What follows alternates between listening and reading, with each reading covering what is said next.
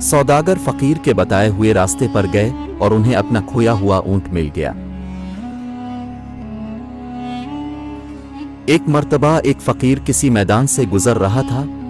उसे दो सौदागर नजर आए। उसने सौदागरों से पूछा, भाइयों, क्या तुम्हारा ऊंट खो गया है? सौदागर खुश हुए और बोले, तुमने देखा है क्या? फकीर ने कहा, काना तो नहीं था और दाईं पीर से लंगड़ा तो नहीं था। इन सौदागरों को यकीन हो गया कि इसने ऊंट देखा है, लिहाजा इसी से मालूम किया जाए। वो कहने लगे, भाई ये हकीकत है कि वो काना और लंगड़ा था, मगर वो गया कहाँ? फकीर ने इसी लहजे में कहा, आगे वाला दांत टूटा हुआ तो नहीं था। सौदागर जल्दी से बोले, यही जनाब, यही। अल्लाह के वास्ते पत्ता बता दो, कहाँ देखा था?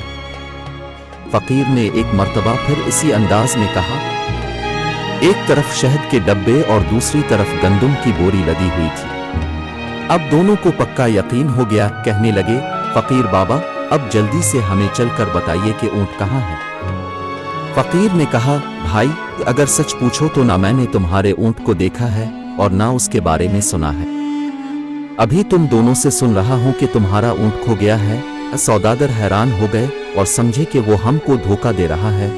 धमकी देकर कहने लगे, इसी ऊंट पर दूसरे सामान के साथ हमारे जवाहरात भी रखे हुए हैं। अगर नहीं बताओगे तो तुम्हें कैद करा देंगे।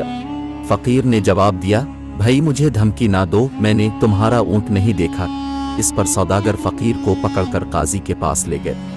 काजी को भी फकीर ने वही बात बताई। जब तुमने ऊंट देखा ही नहीं तो उसके बारे में इतनी सही बातें क्यों कर बता रहे हो?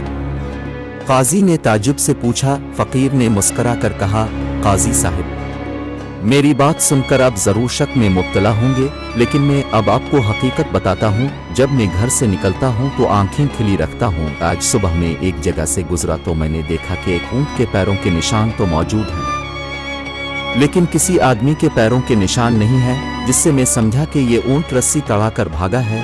फिर देखा तो एक पांव के निशान थे ही नहीं। इससे मालूम हुआ कि वो लंगड़ा है। फिर क्या देखता हूँ कि रास्ते के एक तरफ घास चरने के निशान हैं, जिससे मालूम होता था कि वो काना है। दांत के टूटा होने का इल्म इस तरह हुआ कि इसने जिस पौधे को खाने की कोशिश की, इसके कुछ पत्ते बाकी रह गए थे और सामान का पत्ता इस तरह चला कि एक तरफ चींटियों की आमदो रफ्त थी, जिससे मालूम हुआ कि एक तरफ अनाज है और दूसरी तरफ शहद की मक्खियां थीं, जिससे मालूम हुआ कि वहां शहद जरूर होगा।